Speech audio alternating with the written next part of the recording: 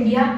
We have to speak on India, so I have written my speech, and now I am beside the stage to speak about India. So what I am going to speak, please try to listen carefully. India is a full of diversity, versatile country, and it is a country which have the most best culture, and also the land is the very most fertile land in the all over the country. India is also known for its culture because India's culture is one of the best. So now I would like to tell some knowledge about India.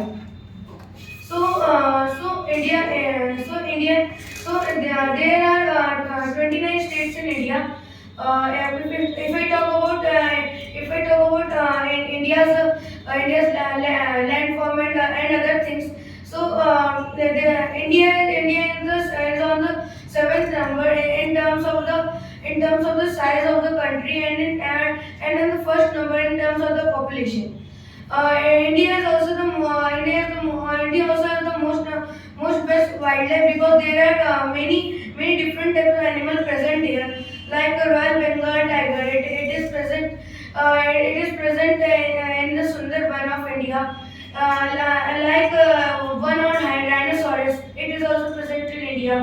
And some rare animals like two-horned rhinoceros. Its few types are present in India. If we talk about the history of India, history of India was so bad when the British was ruling on India.